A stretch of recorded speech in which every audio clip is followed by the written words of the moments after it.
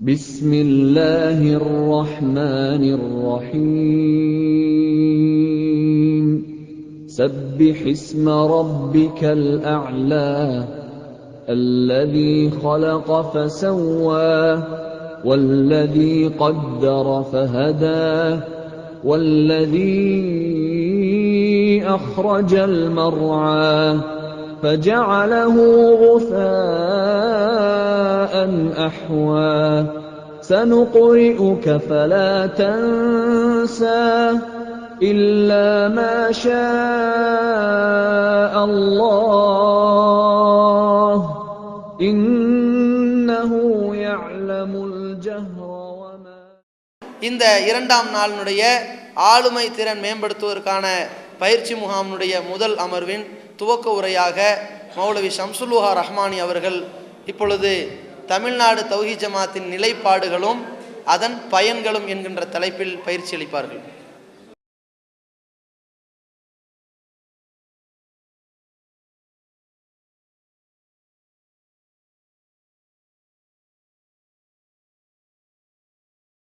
அஸ்ஸலாமு அலைக்கும் வரஹ்மத்துல்லாஹி வபரகாத்துஹு.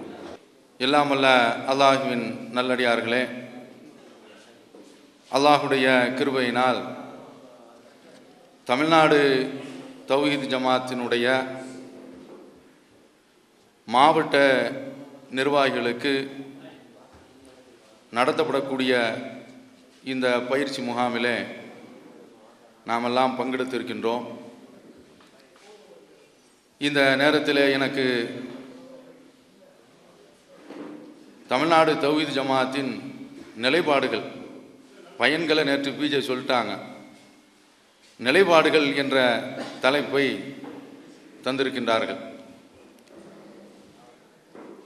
இந்த நிலைப்பாடுகள் என்று சொல்லும்போது நமக்காக வேண்டி நம்முடைய தனித்தன்மையை காட்டுவதற்காக வேண்டி இன்னபிற ஜமாத்துகளில் இருந்து வித்தியாசம் பெறுவதற்காக வேண்டி சுயமாக சில கோட்பாடுகளை உருவாக்கி கொண்டோம் என்று விளங்கிக் கொள்ளக்கூடாது. நம்முடைய ஜமாத்து மார்க்க அடிப்படையிலான நிலைப்பாடுகளையும் வைத்திருக்கின்றது. ஏக்க அளவிலான சில நிலைப்பாடுகளையும் வைத்திருக்கின்றது. ஏக்க அடிப்படையில் உள்ள அந்த நிலைப்பாடுகள் ஒரு நடைமுறையில் அனுபவத்தில் கண்ட விஷயங்கள். இன்றைக்கு 8 மணி நேர பணி நேரம் என்பது உலகத்தில் எல்லா இடங்களிலும் பின்பற்றக்கூடிய ஒரு நடைமுறை. இந்த நடைமுறை எங்கிருந்து உருவாக்கப்பட்டது என்று பார்த்தீர்கள் என்றால் பிரிட்டிஷ் நிர்வாகம்தான். அவன் இந்தியாவில் ஆண்டு கொண்டிருக்கும் போதும் சரி, அதே போல ஐரோப்பாவில் அவன் ஆண்டு கொண்டிருக்கும் போதும் சரி, தொழிலாளர்கள் கசக்கி பிழியப்பட்டார்கள். அப்போ அதை எதிர்த்து புரட்சி ஏற்படுது. அப்போ அந்த அனுபவத்தில் அவன் ஒரு 8 மணி நேரம் என்பதை அறிமுகப்படுத்துகின்றான். அதுதான் இன்றைக்கு உலக நாடுகளில், இன்றைக்கு சவுதி அரேபியாவிலும் சரி 8 மணி நேரம் பணி நேரம். அப்போ இதெல்லாம் அனுபவத்தில் கண்ட விஷயங்கள். அந்த அடிப்படையில் தான் ஜமாத்து அனுபவ ரீதியாக உணர்ந்து எந்தெந்த விஷயங்களில் நாம் இறங்கினோம் என்றால் நமக்கு பாதுகாப்பு, எந்தெந்த விஷயங்களில் நாம் விலகி கொண்டால் நம்முடைய அமைப்புக்கு பாதுகாப்பு என்று எடுக்கப்பட்ட நிலைப்பாடுகள், மார்க்க நிலைப்பாடுகள். இந்த மார்க்க நிலைப்பாடுகளில் புறக்கணிப்பு என்பது வரதட்சணை திருமணங்கள். இந்த திருமணங்களில் புறக்கணிப்பு என்ற இந்த நிலைப்பாடை எடுத்திருக்கிறோமே, இது சுயமாக எடுத்த ஒரு நிலைப்பாடு கிடையாது. இந்த நிலைப்பாடு தௌஹீதினுடைய முன்மாதிரி இப்ராஹிம் அலைஹிஸ்ஸலாம் அவர்கள் அல்லாஹுடைய தூதருக்கு அல்லாஹ் தஆலா அனித்தபிழ் மில்லத்த இப்ராஹிம ஹனீஃபா, மற்ற எல்லா அசத்தியங்களையும் விட்டு சத்தியத்தின் பக்கம் முழுமையாக சார்ந்து நின்றாரே, அந்த இப்ராஹிமை தான் பின்பற்ற வேண்டும் என்று சொல்கின்றான். நீங்கள் நேரம் கிடைத்தால் திருக்குர்ஆனுடைய அத்தியாயம் 60 மும்தஹினா முழுமையாக படித்து விடுங்கள். படிக்க படிக்க திருக்குர்ஆன்ல ஒரு சுவையாக, அது தௌஹீது பிரச்சாரத்தில் இருக்கக்கூடிய ஒவ்வொருவருக்கும் ஏற்படக்கூடிய புண்களுக்கு ஒரு ஒற்றடமாக, அருமருந்தாக, ஆறுதலாக அமையக்கூடிய ஒரு அத்தியாயம் சூரத்துல் மும்தஹினா 60 திருக்குர்ஆன்ல 60வது அத்தியாயம். அந்த 60வது அத்தியாயத்தில் நம்முடைய ஈமானை நிலை நிறுத்தக்கூடிய நம்முடைய சொந்தங்கள், பந்தங்கள், உறவுகள் அத்தனையுமே அல்லாஹ்வுக்காக வேண்டி தூர தள்ளக்கூடிய ஒரு விஷயத்தை, அல்லாஹ்வுடைய நேசம் மட்டும்தான் நமக்கு நம்முடைய உள்ளத்தில் பதிந்திருக்க வேண்டும் என்ற அடிப்படையில் அமைந்த ஒரு அத்தியாயம். அந்த அத்தியாயத்தினுடைய கடைசி பகுதியில் தான் அல்லாஹ் தஆலா குறிப்பிடுறான், கது கானத்திலக்கும் உஸ்வத்துன் ஹசனத்துன் ஃபி இப்ராஹிம். இப்ராஹிமுடைய விஷயத்திலே என்று அல்லாஹ் சொல்லல, அவர் உருவாக்கி வச்ச சமுதாயத்தையும் பாருங்க, சொற்ப மக்கள் தான். வல்லதீன மாஹு, அவருடன் இருந்தவர்களிடத்திலேயும் அழகிய முன்மாதிரி இருக்கின்றது. இது காலூலி கௌமிகும், அவர்கள் தங்களுடைய சமுதாயத்தை பார்த்து சொன்னார்கள், இன்னா புராவு மின்கும், உங்களை விட்டு நாங்கள் விலகிக் கொள்கிறோம். ஒமிம்மா தஅபுதூன மின் தூனில்லா, அல்லாஹ்வை விட்டுவிட்டு நீங்கள் எந்தெந்த தெய்வங்களை வணங்குகின்றீர்களோ அந்த தெய்வங்களை விட்டும் நாங்கள் விலகிக் கொள்கின்றோம். கஃபர்னா பிக்கும், உங்களை மறுத்து விடுகின்றோம். ஓ பதா பைனனா ஓ பைனக்குமுல் அதாவத்து வல் பக்லா அபதா, உங்களுக்கும் எங்களுக்கும் மத்தியிலே கோபம், விரோதம், பகைமை ஏற்பட்டு விட்டது. இதுவரைக்கும் தெரியுமா? எப்போதும் பகைமை கிடையாது, எப்போதும் கோபம் கிடையாது.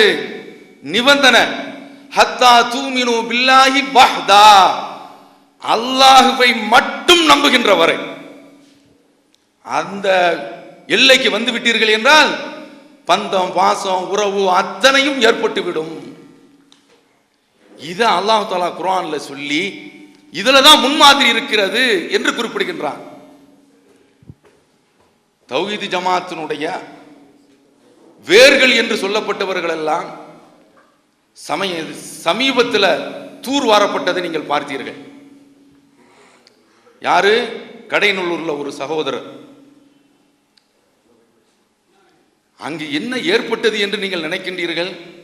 சொத்து பிரச்சனை. இரண்டாவது, திருமணத்தில் போய் சர்வ சாதாரணமாக கலந்து கொள்கின்றார்கள். பெண் வீட்டு விருந்தில சர்வ சாதாரணமாக போய் கலந்து கொள்கின்றார்கள். இதுல அவங்களுக்கு கொஞ்சம் கூட ஒரு உறுத்தல் இல்லை, ஒரு செட்டு அப்படியே சேருது. தௌஹீது ஜமாத் இதுதான் என்று கடைநல்லூர்ல சகோதரர் பிஜே அவர்கள் போய் பிரகடனப்படுத்தும் போது இந்த கல்யாண சாப்பாட்டை சாப்பிட்டவனுக்கு முடியல. அதான் நாகர்கோயில்ல ஒரு நோட்டீஸ் போட்டாங்க, சத்திய பேச்சு சாப்பாடுன்னா போச்சு. சாப்பாட்டில் போறாங்க. இந்த ஜமாத்தை எப்படி வளர்த்தம் தெரியுமா? ஒவ்வொரு தர்பியாவிலையும் நான் நேற்று கூட சகோதரர் பிஜே அவரிடத்தில் சொல்லி கொண்டிருந்தேன், தௌஹீது ஜமாத் நம்ம கண்ட பிறகு போட்ட தர்பியாக்கள் ரொம்ப குறைச்ச, ஆனால் தாமுகாவில் அதிகம். அதுல முழுமையாக நம்ம பேசியது உயிரை அர்ப்பணிக்க வேண்டும் என்று பேசினோம். இவன் உணவை அர்ப்பணிக்கிறதுக்கு முன்வர மாட்டாங்கிறான். இந்த தௌஹீது ஜமாத்தினுடைய நிலைப்பாடு இது இப்ராஹிம் அலைஹிஸ்ஸலாம் அவர்களை முன்னிறுத்தி எடுக்கப்பட்டது. என்ன விளங்கி கொண்டிருக்கின்றோம் என்றால், நன்மையை ஏவுறது, தீமையை தடுக்கிறது. இந்த ரெண்டு அடிப்படை தான். தீமையை தடுக்கிறதுல அல்லாஹ் தஆலா ரெண்டு விஷயத்தை சொல்றான். அதை எல்லோருமே நாம கவனத்தில் கொள்ள தவறிவிட்டோம். லுயினல்லதீன கஃபரு மின் பனி இஸ்ராயில் அலா லிசானி தாவூத் வ ஈஸா இப்னு மரியம். பனி இஸ்ரவேலர்கள் தாவூத் அலைஹிஸ்ஸலாம் அவர்களுடைய நாவினால், மரியமுடைய குமாரர் ஈசா அலைஹிஸ்ஸலாம் அவர்களுடைய நாவினால் சபிக்கப்பட்டார்கள். தாலிக பிமா அஸவ்வ கானு யாத்ததூன். அவர்கள் அல்லாஹ்விற்கும் தூதருக்கும் மாறு செய்து வரம்பு மீறி போனார்கள் என்று சொல்லிட்டு பின்னால குறிப்பிடுறான். 5வது அத்தியாயம் மாய்தாவில் 78, 79 கானூ லா யத்தனாஹவுன அன் முன்கரின் ஃபஅலு. அவர்கள் செய்த அந்த தீமையில் இருந்து விலகி கொள்ளாதவர்களாக இருந்தார்கள், புறக்கணிக்காமல் இருந்தார்கள். லபிஸ மா கானூ யஃபஅலூன். அவர்கள் செய்தது மிகவும் கெட்டது. புறக்கணிப்பில் தான் ஒட்டுமொத்த மார்க்கமும் இருக்கின்றது. இந்த புறக்கணிப்புல நீங்க இருந்தோம். நேற்று கூட மஸ்ஜித் ரஹ்மான சொன்னாங்க, அல்லாஹ்விற்கு எல்லா புகழும். அல்லாஹ் தஆலா நம்முடைய வாழ்நாளில் தௌஹீத் ஜமாத்தினுடைய இந்த பயணத்தில் பல அற்புதங்களை கண்டிருக்கின்றோம். ஒரு அற்புதம், எங்களுடைய ஊரில் இந்த பள்ளி வாசல்ல ஸ்ட்ரைக்கிங் ஃபோர்ஸை கொண்டு வந்து நிறுத்திருக்கிறான். வக்ஃபு வந்து நிற்கிது. ஒரு எல்லாருமே தலைமையிலையும் சொன்னாங்க, நீங்க வேறு எதுவும் நீங்க நடவடிக்கையில் இறங்கிட வேண்டாம், துப்பாக்கி சூடு நடந்துடக்கூடாது, உயிர் பலி போயிடக்கூடாது. உட்கார்ந்து அழுதுகிட்டே இருக்கிறோம். அழுத பிள்ளைகள்லாம் யார் தெரியுமா? சொந்த வீட்டில் அக்காவுக்கு திருமணம் நடக்கும், அண்ணனுக்கு திருமணம் நடக்கும், ஒரு அபூ ஹுரைராவை போன்று பள்ளிவாசலில் பட்டினியாக கிடந்த அந்த பிள்ளை அழுதான், கண்ணீர் விட்டு கேட்டான். ரப்புல் ஆலமீன் எங்களுடைய அந்த, அதாவது குர்ஆன்ல சொல்றாங்கல்ல, நீங்கள் மௌத்தை உங்களுக்கு கண்ணுக்கு அருகில் நீங்கள் கண்டீர்கள் என்று சொல்றான்ல, அந்த மாதிரி நம்முடைய இந்த பள்ளிவாசல் நம்முடைய கூட பிரிக்கப்படுகின்றதே என்று கண்ணால பார்த்தோம். ஆனா அந்த பட போனது எப்படி? அப்படியே வக்ஃபுனுடைய இன்ஸ்பெக்டர் உஸ்மான் என்பவரை பார்த்து காவல்துறையினுடைய ஏசி கேட்கிறார், படையை நாங்கள் வாபஸ் வாங்கவா? ஆமாம் சொல்லிவிட்டு போறார். அப்ப எங்களுக்கு நாங்க என்ன நினைக்கிறோம் தெரியுமா? இந்த பிள்ளைகள் என்ன செய்வான் தெரியுமா? தௌஹீத் ஜமாத்தினுடைய நிர்வாகிகள் எவனாவது ஒரு நிக்காஹ்ல போயிட்டா ஓடி வந்துருவான், அண்ணே இந்த நிர்வாகி இதுல போய் சாப்பிட்டுக்கிட்டு இருக்கிறான், இப்படியே. அப்ப இந்த புறக்கணிப்பில் தான் அல்லாஹ் தஆலா இந்த பள்ளியை எங்களுக்கு பாதுகாத்து தந்திருக்கின்றான். இப்ராஹிம் இஸ்லாமுடைய மார்க்கம். அதனாலதான் நீங்க இந்த புறக்கணிப்புல நில்லுங்க, நிப்போம். இந்த ஏக்கம் ஒரு குறுகிய ஆண்டு காலத்துல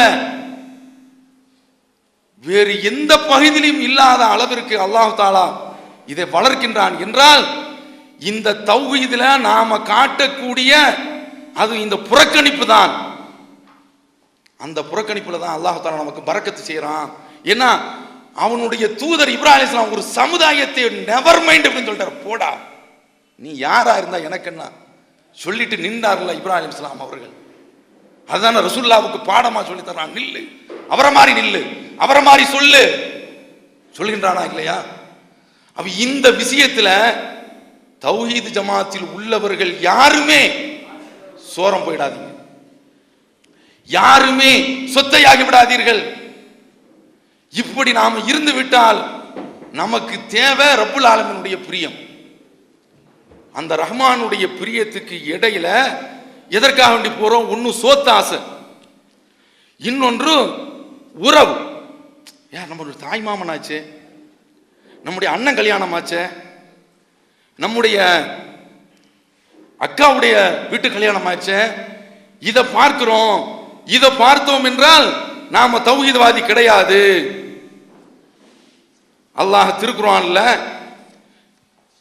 நமக்கு தெளிவாக சொல்கின்றான். 58வது அத்தியாயம் கடைசி, லா தஜிது கௌமன் யுமினூன பில்லாஹி வல் யௌமில் ஆகிர். அல்லாஹ்வையும் மறுமை நாளையும் நம்பிய மக்களை நீங்கள் காண மாட்டீர்கள். எப்படி? யுவாத்தூன மன் ஹாத்தல்லாஹ வ ரசூலா, அல்லாஹ்வையும் அவனுடைய தூதரையும் பகைத்து கொண்ட அந்த மக்களை நேசிப்பவர்களாக நீங்கள் காண முடியாது. உலவு காணும் ஆபாகும், அவர்கள் அவர்களுடைய பெற்றோர்களாக இருக்கலாம். அவ் அபுனாகும், அவர்களுடைய பிள்ளைகளாக இருக்கலாம். அவ் இஹ்வானகும், அவர்களுடைய சகோதரர்களாக இருக்கலாம். அவ் அஷீரத்தகும், அவர்களுடைய குடும்பமாக இருக்கலாம். தூக்கி எறிந்து விடுவார்கள் சொல்றான். இப்படி உள்ள மக்கள்கிட்ட அல்லாஹ் தஆலா என்ன பாக்கியத்தை தர்றான் பாருங்க, குறிச்சிக்கங்க. நம்பர் 1, உலாயிக கதப ஃபீ குலூபிஹிமுல் ஈமான், இவருடைய உள்ளத்தில் அல்லாஹ் தஆலா கொள்கையை பதிவு செய்கின்றான். சாகர வரைக்கும் இப்ராஹிம் அலைஹிஸ்ஸலாம் அவர்களை போன்று இந்த தூய மார்க்கத்தில் நாம் சாக வேண்டும். அதற்காக வேண்டித்தான் சொந்த வேலைகளை விட்டுட்டு ஹில் ஸ்டேஷன்ல தலைமை வச்சிருக்குது ஊட்டி வந்து சேர்ந்திருக்கிறோம். இடையில எத்தனை பேர்கள் போனாங்க, போனவர்களை நீங்க கணக்கில் எடுக்காதீர்கள். அவர்கள் எல்லாம் போனதற்கு காரணம் இந்த விஷயத்துல கோட்டை விட்டதின் காரணத்தினாலதான் போனாங்க. இதுல ஓட்டையானார்கள், அதனால தான் போனாங்க. இதுல காம்ப்ரமைஸே இருக்கக்கூடாது. உலாயிக கதப ஃபீ குலூபிஹிமுல் ஈமான், இவர்களுடைய உள்ளத்தில் அல்லாஹ் தஆலா கொள்கையை பதிவு செய்கின்றான். வஅய்யதஹும் பிரூஹிம் மின், தன்னுடைய ஆன்மாவின் மூலமாக, மலக்குகள் மூலமாக அவர்களுக்கு ஒரு உறுதியை ஏற்படுத்துகின்றான். நேற்று கூட சொன்னார், அன்றைக்கு ஏற்பட்ட சோதனைகள்லாம் இன்றைக்கு கிடையாது. ஒரு அளவிற்கு காவல்துறை நம்ம கண்டு பயப்படக்கூடிய நிலைமை, ஊர் ஜமாத்து நம்மை கண்டு பயப்படக்கூடிய நிலைமை. அப்படி ஒரு கண்ணியத்தை தந்திருக்கிறான். ஆரம்பத்தில் எங்கு பார்த்தாலும் அடி உதை. அந்த சந்தர்ப்பத்தில் நாம ஒதுக்கப்பட்டது அப்படியே பார்த்தோம், பேசுறதுக்கு ஆள் இருக்காது. எந்த அளவிற்கு என்னுடைய குடும்பத்தையெல்லாம் ஊர் நீக்கி வச்சிருந்தாங்க. எப்படி எதிர்பார்ப்பாங்க தெரியுமா? உங்க தாயார் எப்படி இருக்கிறாங்க? நல்லா இருக்காங்க. எதுக்கு எதிர்பார்க்கிறானோ, வஃபாத் ஆயிட்டா அந்த ஜனாசாவுடைய அடக்கத்தலத்தை கொடுக்க மறுப்பதற்கு எதிர்பார்க்கிறான். எவ்வளவு சந்தோஷம் பாருங்க. அவனால முடிஞ்சது அதுதான். ஃபிரௌன் மாதிரி இருந்தா அந்த அதிகாரத்தை எடுப்பான். அல்லாஹ் ரப்புல் ஆலமீன் பாருங்க, என் தாயார் என்ன சொல்லுவாங்க, எப்பா நீ என்ன கொள்கையில இருந்துக்க, நான் இறந்த உடனே என்னை கடைப்பள்ளியில அடிக்கிறேன், எங்க மஹல்லா பள்ளிவாசல், வேற எங்கே நீ அடைக்கிறாது. ஆனா ரப்புல் ஆலமீனை பாருங்க, அந்த சந்தர்ப்பத்தில் என்னை அல்லாஹ் தஆலா சிறையில உள்ள வச்சு, அந்த சிறையில ஸ்ட்ரைக்லாம் பண்ணோம் நாங்க, வெளியே விடு அப்படின்னு சொல்லிட்டு, முடியாது அப்படின்ட்டாங்க கவர்மெண்ட். கூட்டம் வந்துச்சு பாருங்க. மேலப்பாளையத்தில் உள்ள ஒட்டுமொத்த மக்கள் யார் யாரெல்லாம் எதிர்த்து பேசினானோ, அழிக்க வேண்டும் ஒழிக்க வேண்டும் என்று பேசினானோ அத்தனை பேர்களும் ஜனாசாவில் வந்து கலந்துட்டான். எதுக்கு இது? அப்படி ஒதுக்கப்பட்டோம். ஆமா, நீங்க வந்து ஒரு சுவையை உணரலாங்க. இப்ராஹிம் அலைஹிஸ்ஸலாம் அவர்களை தீயில போட்ட பிறகு போடும்போது அவங்க கவலைப்படல இல்ல. அது மாதிரியான ஒரு சூழ்நிலையை நம்முடைய வாழ்க்கையில இந்த ஒட்டுமொத்த உலகமும் எதிர்க்கட்டும், ரப்புல் ஆலமீன் நமக்கு பின்னால் இருக்கிறான் என்ற இந்த தன்னம்பிக்கை இந்த புறக்கணிப்புல தான் கிடைக்கும். வேற எதுலையும் கிடைக்காது. சமரசம் ஆயிராதீங்க. கல்யாண சோத்துல கலரி சாப்பாட்டுல கறி சோத்துல விழுந்துராதீங்க. உறவு விஷயத்தில் நீங்கள் பார்த்து விடாதீர்கள். ரப்புல் ஆலமீன் தான் உறவு என்று கிளம்புங்கள். அடுத்து சொல்றார், மூணாவது நன்மை, ஒயிதுஹிலுஹும் ஜன்னாத்தின் தஜ்ரி மின் தஹ்திஹல் அன்ஹார் ஹாலிதீன ஃபீஹா, அவர்களை ஆறுகள் ஓடக்கூடிய சுவனங்களில் நுழைய வைக்கின்றான், அதில் நிரந்தரமாக இருப்பார்கள். இது ரப்புல் ஆலமீன் தரக்கூடிய மூன்றாவது பரிசு. நான்காவது பரிசு இருக்கின்றதே, ரலியல்லாஹு அன்ஹும் வ ரது அன்ஹு, இவர்கள் அல்லாஹ்வை புரிந்து கொண்டார்கள், அல்லாஹ் இவர்களை திருப்திப்பட்டுக் கொண்டான். வேறு என்னங்க இந்த தௌஹீத் ஜமாத்துல நாம ஒன்று சேர்ந்தமே, ரப்புல் ஆலமீன் நம்முடைய வாழ்க்கையில இந்த ஒன்று தந்தா போதுங்க. இது தந்தா போதும். ரில்வானுல்லாஹ், அல்லாஹ்வுடைய திருப்தி இந்த புறக்கணிப்புல தான் கிடைக்கும். சொந்தம் உங்களை அழைக்கும். என்ன சொல்லுவாங்க தெரியுமா? கல்யாணத்துல தான்ப்பா நம்ம ஒண்ணு சேர்றோம், அதுலதான் ஒண்ணு சேர்றோம், அதுலதான் இழந்து போறோம். சீஃபுல்லா போனதுக்கு அதுதான் காரணம். சீஃபுல்லா போனதுக்கு அதுதான் காரணம். அந்த ஊரினுடைய கலாச்சாரம் அதை விட முடியல. அதனால இந்த திருப்தி, அல்லாஹ்வுடைய திருப்தி சாதாரணமான ஒன்று கிடையாதுங்க. அடுத்து அடிக்கிறான் பாருங்க, உலாயிக ஹிஸ்புல்லாஹ் அலா இன்ன ஹிஸ்பல்லாஹி ஹுமுல் முஃப்லிஹூன்.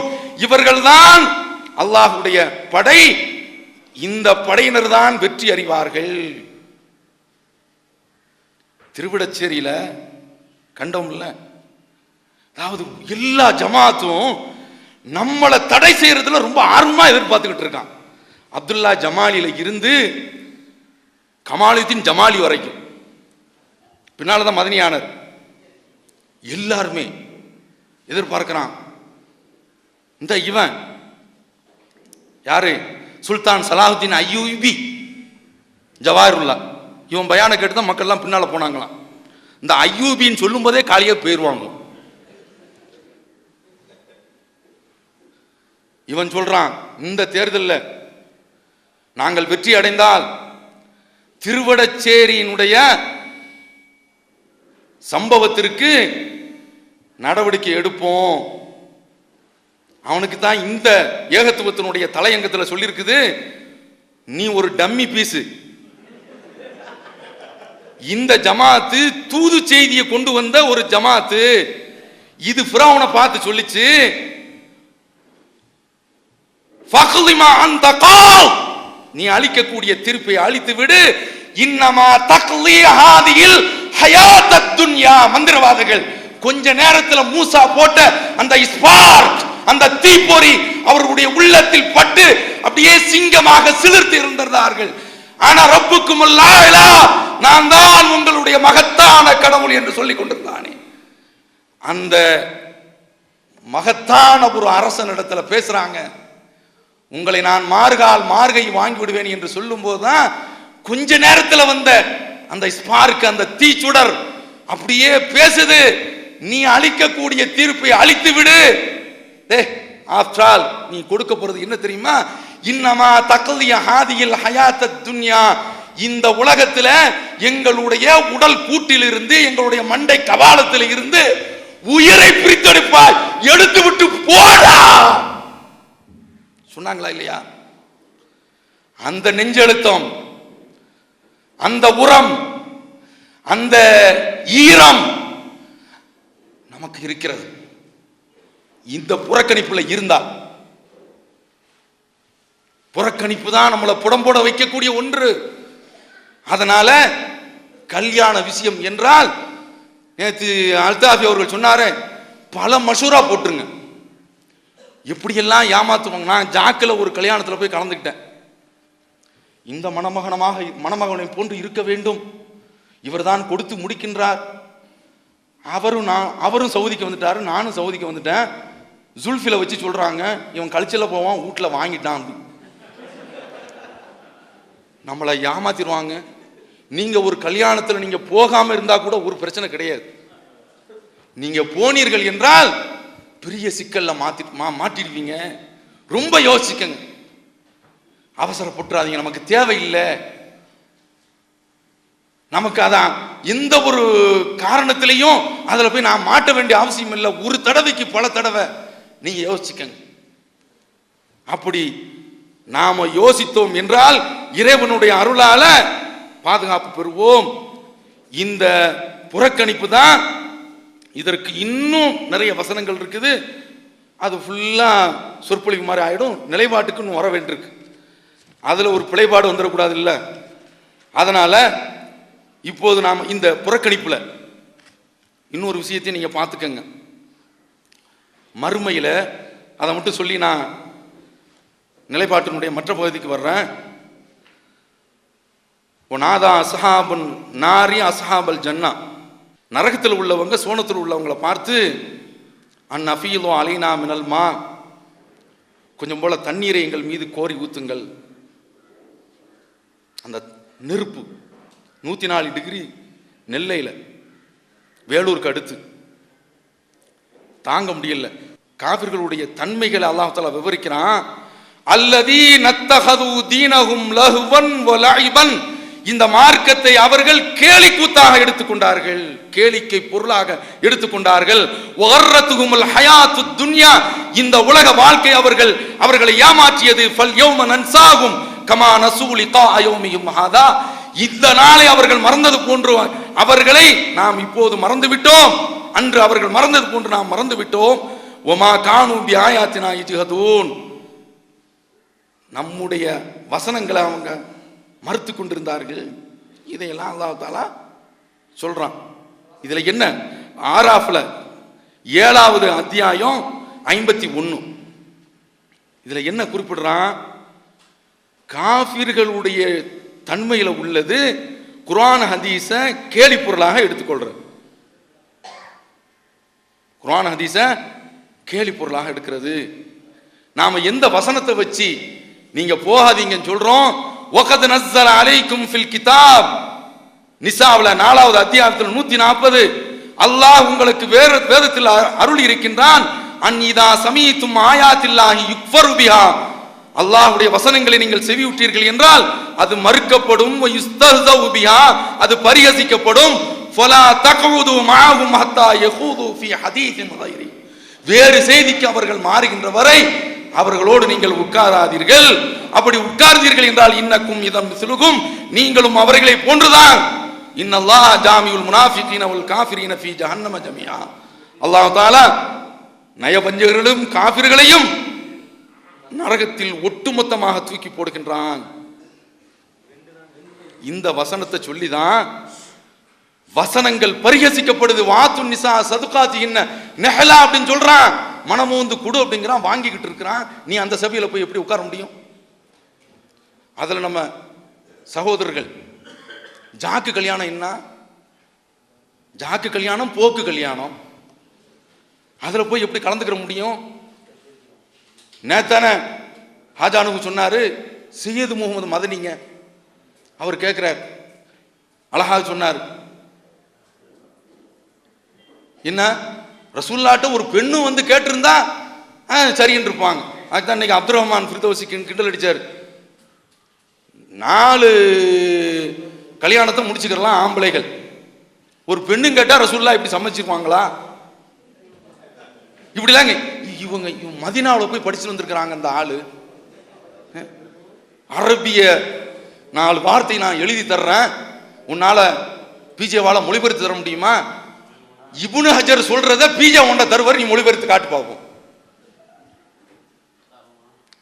நாங்கெல்லாம் பார்த்திருக்கோம். இவருக்கு மொழி அறிவு அப்படிங்கிறது இவர் படிச்சு வந்த மொழி அறிவு கிடையாது.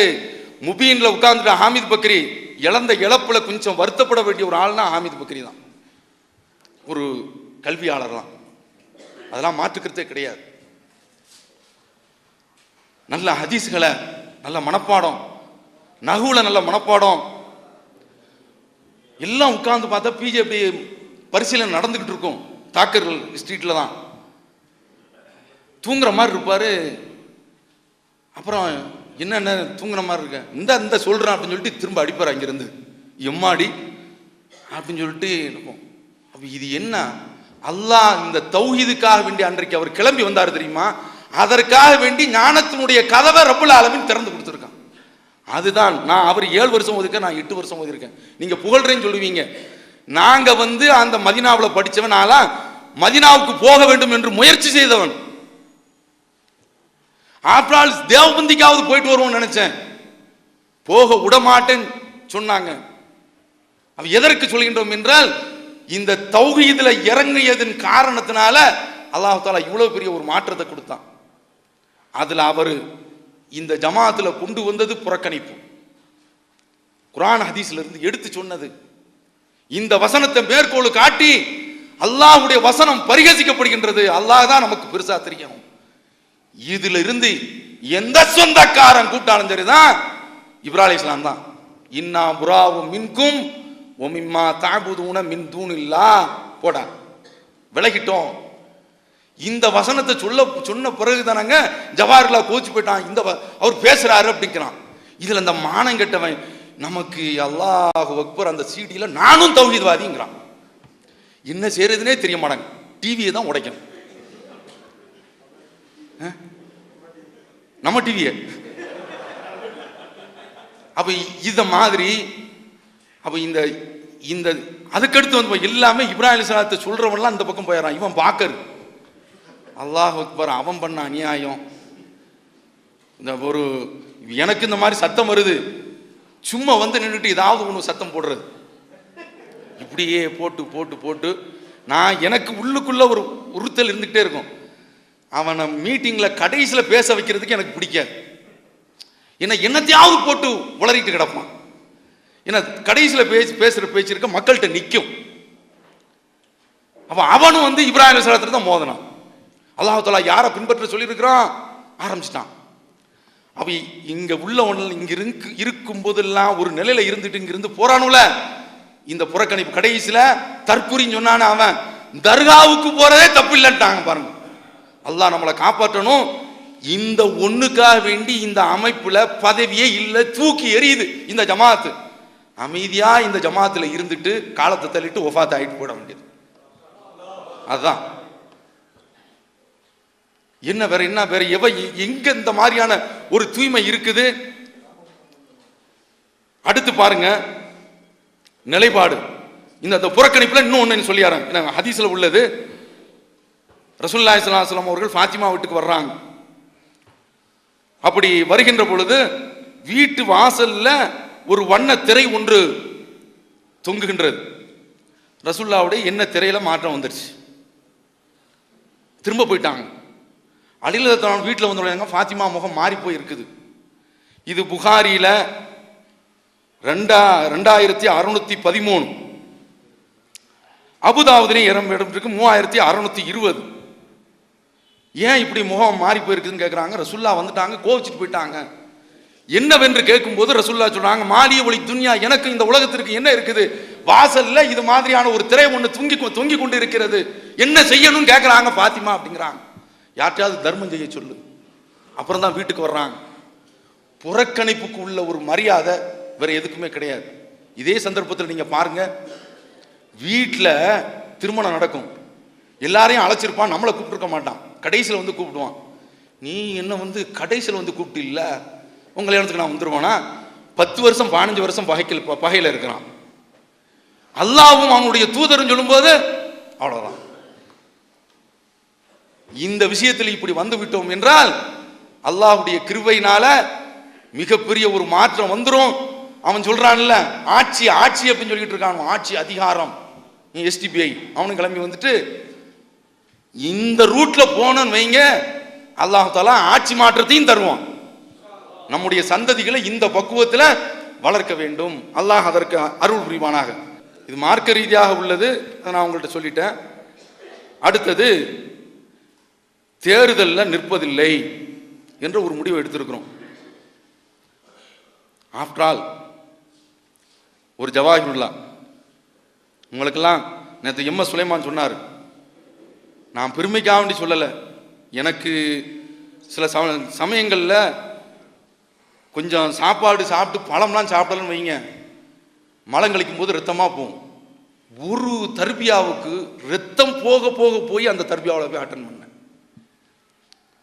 என்ன ஆணையிட்டது இவர், போறோம். ஒரு பேச்சாளன் கிடையாதுங்க. அவன் ஹைதர் பேச ஆரம்பிச்சா இப்படி கையை வச்சுக்கிட்டு என்ற காரணத்தினாலே எவன் உட்காருவான்? அவன் பேசுறான் சுல்தான் சலாஹுத்தீன் அய்யூபி, எவங்க போய் கேட்பான்? பேச்சாளர்களே இல்லைங்க. அந்த சந்தர்ப்பத்தில் தான் 2 பேர் வந்தாங்க. ஒன்னும் ஹாஜா, இன்னொன்று சலாஹுத்தீன் பேசுவார், அவர் தௌஹீதில் இருந்து வந்தது. அது இன்னொன்று அன்சாரி. இவங்க 2 பேரும் வந்துதான், அதனால தான் ஜவாஹிருல்லா அவனோட முன்னேற்றவே மடங்கான். அதனால இவனை வந்து விடுறது கிடையாது. இந்த அமைப்புல இருந்த ஒரு ஆளு இன்றைக்கு தேர்தலில் வர முடியுதுன்னா இந்த தௌஹீது ஜமாத்திற்கு அல்லாஹ் தஆலா ஒரு மரியாதை வச்சிருக்கான். சில இடத்துல தோத்தாலும், சில காலம் தோத்தாலும், ஏதாவது ஒரு காலத்துல மக்கள் நம்மளை தேர்ந்தெடுப்பாங்க. ஆனா நீர்த்து போய் விடுவோம், நீர் ஊத்த நெருப்பாக மாறி போய் விடுவோம். இன்றைக்கு சராசரியா இவன் அரசியல் வந்துட்டான்பா, இவன் ஒன்னும் ஆகாதுங்கிற அளவுல தான் வச்சிருக்கிறான். என்ன சொல்லுவான், நாங்கெல்லாம் தேர்தலில் எதற்காக வேண்டி நிற்கிறோம் என்றால், அங்க போய் சட்டமன்றத்தில் நாங்க பேசுவோம், குரல் கொடுப்போம். குரல் கொடுப்பாங்களாம், உரலை வச்சு ஒரு அமுக்கு அமைக்கிறவா ஜெயலலிதா. ஆமாங்க, கருணாநிதிட்டியாவது ஏதோ ரவுண்டு கிடைச்சி கொஞ்சம் பேசலாம். இவள்கிட்ட என்ன சொன்னா, இவ தான் எழுந்திருச்சு நிற்பா. கழக ஆட்சியிலே இவளும் கை ஒருத்தனையும் பேசவே விட மாட்டான். ஒரு ரவுண்டுல ஒரு வருஷத்துல ஒரு 5 சட்டமன்றம் நடக்குதுன்னா, இதுக்கு முன்னக்கூடியே சபாநாயகத்தை கொடுத்தாரு, நான் என்னத்தை பேச போறேன் அப்படின்னு சொல்லிட்டு, இட ஒதுக்கிட்ட நீ தா அப்படின்னு சொல்லிட்டு அங்கெல்லாம் ஓப்பனாவெல்லாம் ஒன்றும் கேட்க முடியாது. இதுல பாருங்களேன், மோடியினுடைய சகோதரி அப்படின்னு சொன்னா, நெஞ்சம் நிறைந்த சகோதரி, அல்லாஹு அக்பர் ஆரம்பிச்சாங்களா. மோடியினுடைய சகோதரின்னு சொன்னவன் இவன் ஜெயலலிதாவுக்கு சகோதரனாக ஆனதின் காரணத்தினால மோடிக்கும் சகோதரனாக ஆயிட்டான்.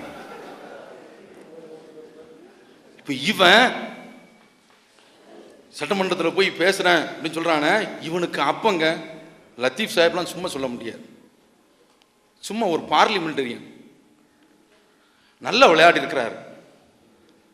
அவர் ஒரு தடவை சட்டமன்றத்தில் பேசுறாரு, எங்களுக்கு இடஒதுக்கீடு தர வேண்டும் என்று கேட்கும் போது, யாருடைய பானையிலிருந்து ஏதோ ஒரு வார்த்தையை கருணாநிதி சொல்லி நீ கேட்கிற, எங்கிருந்து எடுத்து தரான்? யாருடைய சட்டியில இருந்து, யாருடைய சட்டியில இருந்து நீங்க சோத்தை எடுத்து கொடுக்க சொல்லுங்க, இந்த வார்த்தையை சொன்னாருங்க. ரத்தீப் உட்கார்ந்துட்டார். அந்த கருணாநிதிய அல்லாஹ்வுக்கு எல்லா புகழும் 3% இட ஒதுக்கீடு தர சொன்னது எது? இந்த தௌஹீத் ஜமாத்தினுடைய அடங்காத போராட்டம். அல்லாஹ் அக்பர். இந்த நீ சட்டமன்றத்தில் போய் குரல் கொடுத்து கிடைக்கிறது கிடைக்கல. எங்க கிடைச்சிச்சு? ஒரு உதாரணம் போருங்க. சட்டமன்றத்தில் போய் நின்று நாம ஜெயிக்கணும் அப்படின்னு சொல்றதுக்கு இது போதும். அடுத்து இதுல இறங்கி போனான்னு வைங்க, அன்னைக்கு சட்டமன்றத்தில் மரியம் பிச்சைக்கு மௌன அஞ்சலி எழுந்துச்சு நிக்கிறான்.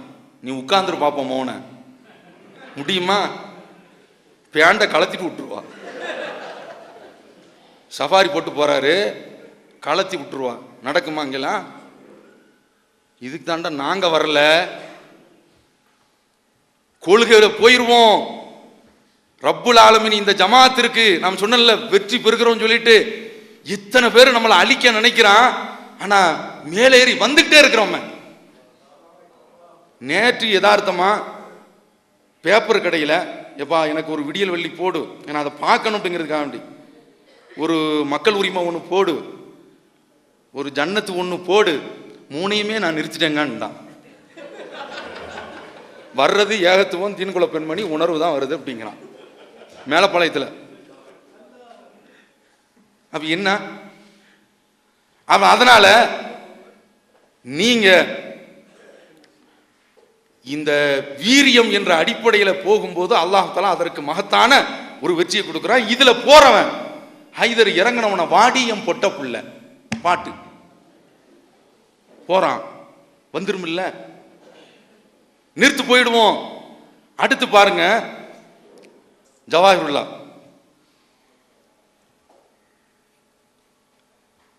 ஜெயலலிதா அறிவிக்கிறார், கிறிஸ்தவர்களுக்கு ஜெருசல பயணத்திற்கு நாம என்ன செய்வோம்,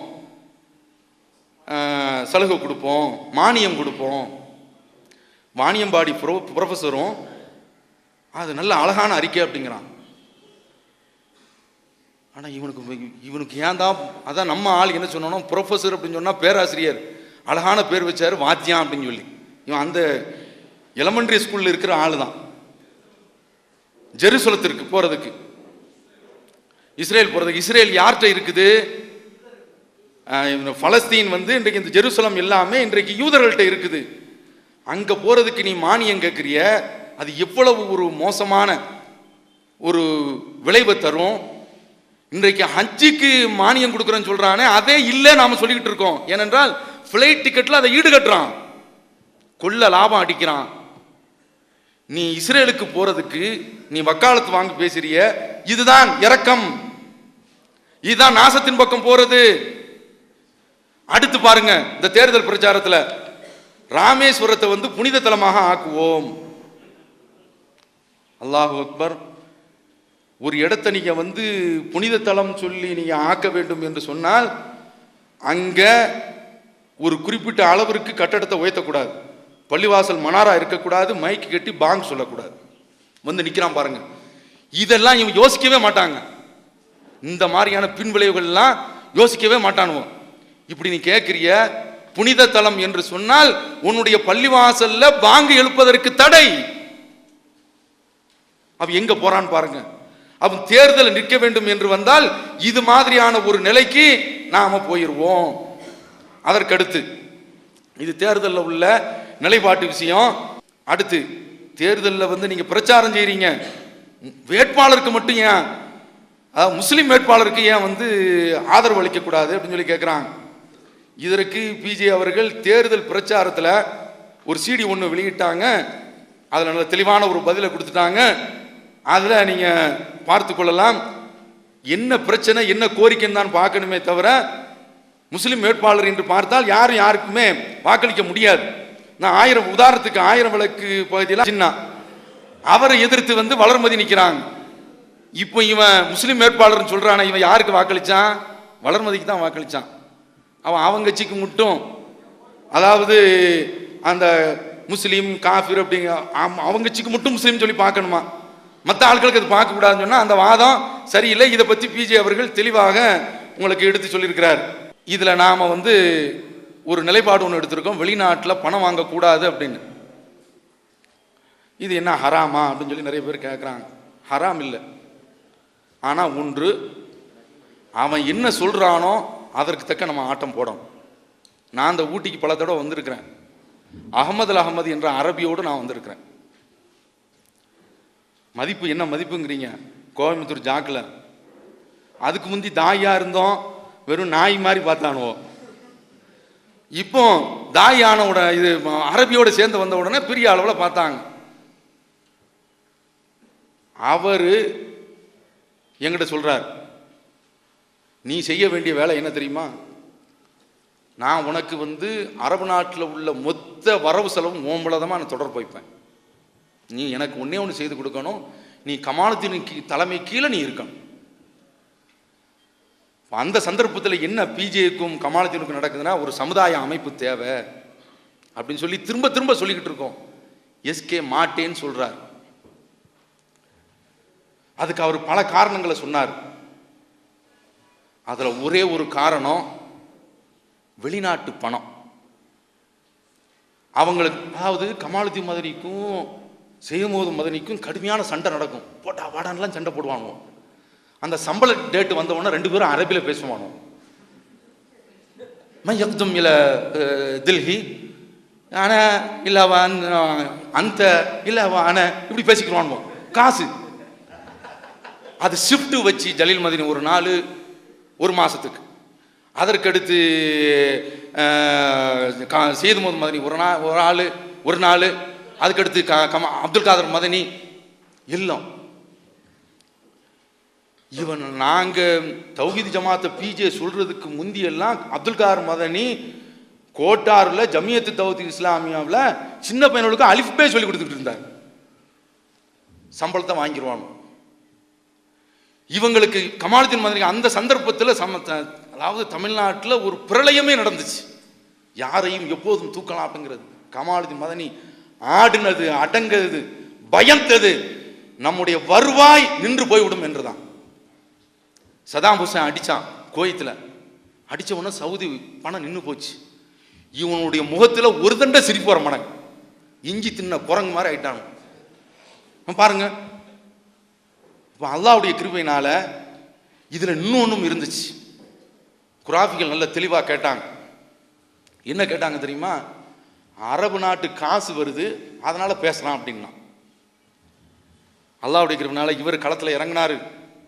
அன்றைக்கு இறங்கிய பேச்சாளர்கள் அந்த நம்ம லப்புக்குடி காட்டில் இருக்கக்கூடிய சகோதரர் அப்துல் மஜீத் உமரி ஒரு லப்புக்குடி காட்டில் போய் ஒரு அடங்கிட்டார். அவரெல்லாம் மாநிலத்துக்கு கூப்பிட்டுக்கிட்டு இருக்கிறோம். அவர் இது மாதிரி பல சுலைமா ஃபிர்தௌசி என்ன இத்தனை பேர்களும் போய் மக்கள்கிட்ட சொல்றோம், டேய் நாங்க ஓதுனது யார்கிட்ட தெரியுமாடா? மதீனாவில் ஓதல்ல, சவுதியில நாங்க ஓதல்ல, இந்த தாயத்து தட்டு எழுதி வியாபாரம் செய்தாங்களே அவங்கள்ட்ட ஓதிதாண்டா தௌஹீத சொல்றோம் என்று சொன்னோம். குர்ஆன்லயும் அல்லாஹ் தஆலா இத்தஹிது மல்லா யஸ்அலுக்கும் அஜ்ரா, உங்களிடத்தில் கூலி வாங்காதவனிடத்தை நீங்கள் அவனை முன்மாதிரியாக எடுத்துக்கொள்ளுங்கள், அவனை பின்பற்றுங்க. இத்தபியு மல்லா யஸ்அலுக்கும் அஜ்ரா, கூலி வாங்காதவனை நீங்க பின்பற்றுங்க என்று அல்லாஹ் குர்ஆன்ல சொல்றான். இதுதாங்க எடுபட்டுச்சு. எளிய தமிழ் நட. பிஜேட உட்காந்து மொழிபெயர்ப்புல உட்காந்துருப்போம்.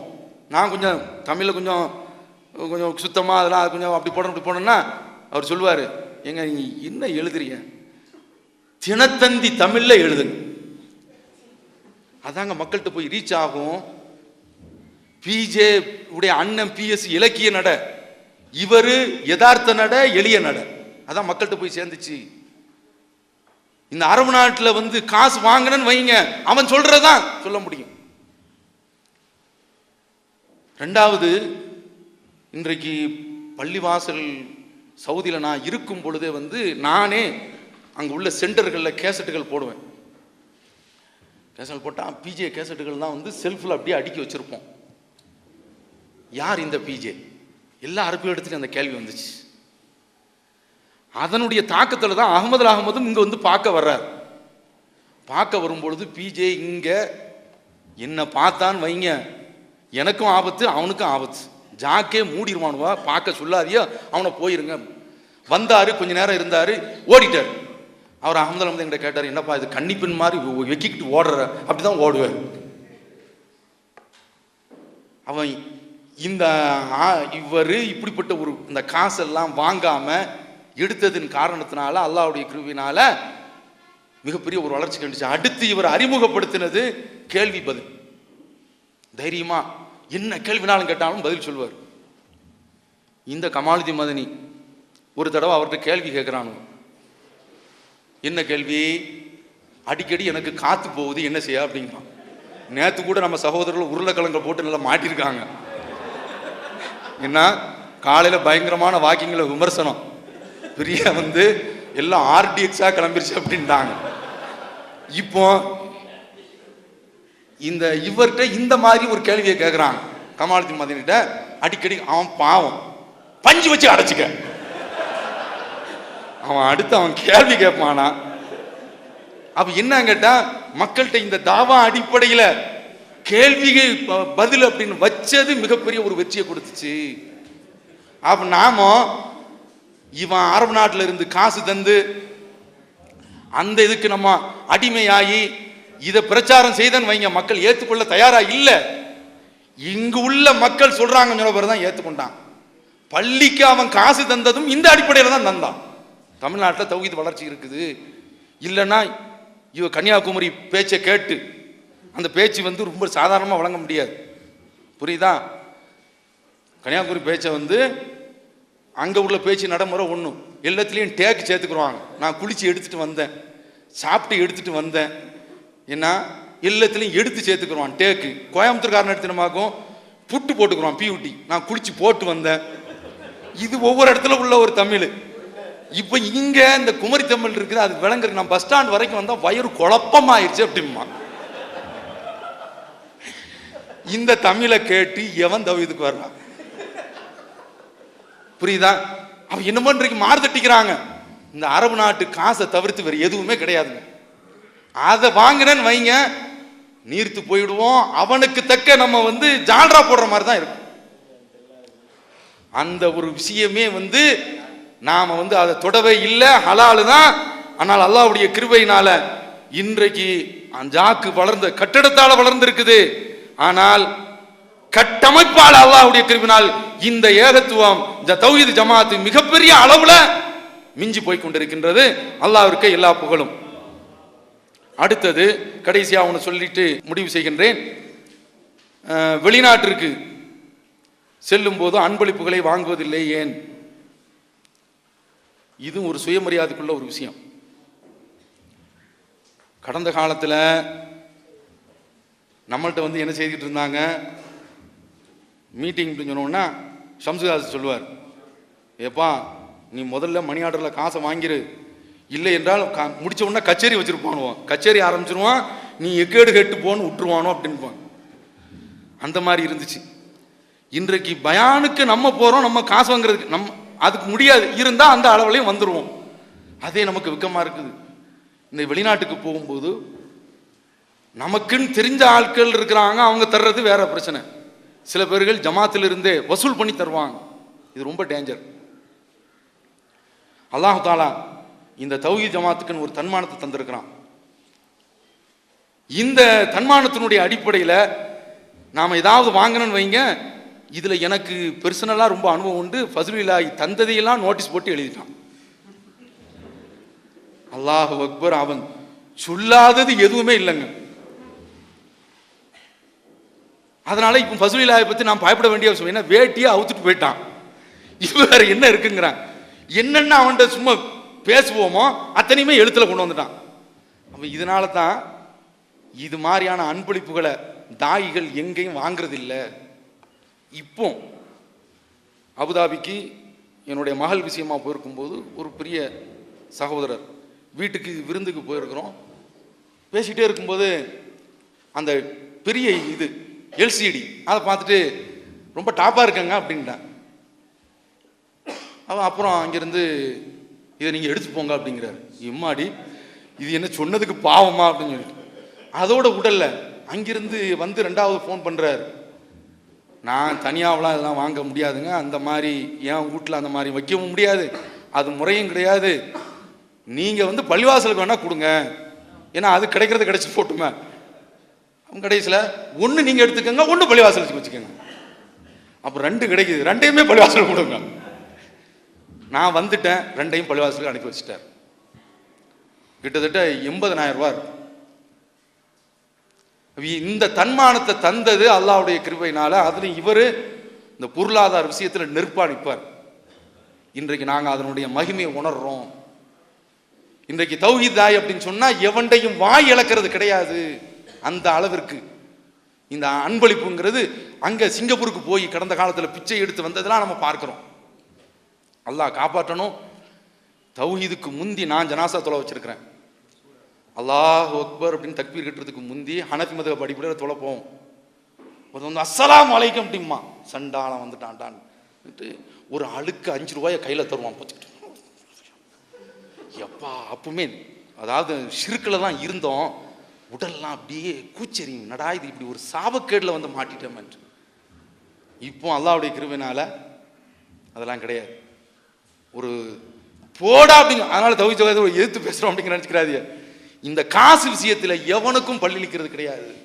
அந்த மாதிரியான ஒரு பக்குவம் கிடைச்சது இந்த தௌஹீத் மூலமாக கிடைச்சிருக்கு. அதனால இந்த காசு வாங்குறதுல. அதுக்கடுத்து இன்னொன்று இந்த ஹஜ்ஜிக்கு போகிறது. இதில் இன்னைக்கு தௌஹீத் ஜமாத் ஒரு நிலைப்பாடு, யாரும் என்ன எங்கள் ஊரில் நீங்கள் வாங்க ரியல் எஸ்டேட்டில் உங்களை சேர்த்துக்கிறேன் அப்படிங்கிறான். இவன் எதுக்கு நம்மளை சேர்க்குறேன்னு சொல்கிறான். நம்ம பேரை சொன்னாலும் தௌஹீத் ஜமாத்தில் உள்ள ஆள் சொன்னமாக்கும் வெளிநாட்டில் அதுக்குன்னு சேர்றதுக்கு ஆள் இருக்கான். அந்த வேலையே வேண்டாம், நல்லா இருப்ப, நீ ஆளை விட்டுருப்பா. கடைசியில் வந்து என்ன நம்மளை பார்த்துக்கிட்டு இருக்கிறானுவோ, அவன் அந்த மாதிரியான ஒரு சிக்கலில் போயிடும் அப்படின்னு சொல்லிட்டு, இதே போல் அந்த நீங்கள் ஹஜ்ஜி நீங்கள் நடத்தின ஆரம்பித்தீர்கள் என்றால் அது ஒரு மோசடி. நாமளே எதிர்த்து நிற்கிறோம். அரசாங்கம் ஒரு கோட்டாவை கொடுக்குறான், அந்த கோட்டாவில் போனாலே ஒரு குறிப்பிட்ட பட்ஜெட்டில் போயிட்டு வந்துடலாம். இவன் தனியாரில் வாங்கி உம்ராவை 2 லட்சம் என்று அழைச்சிட்டு போகும்போது அது ரேஷன் கடையில் உள்ள அந்த ரேஷனை அபகரிக்கிற மாதிரி தான். அப்போ அதை மாதிரியான ஒரு பயணத்திலையும் நாம் ஈடுபடக்கூடாது என்று இந்த நிலைப்பாட்டெல்லாம் நாம் வச்சிருக்கிறோம். என்ன நோக்கம்?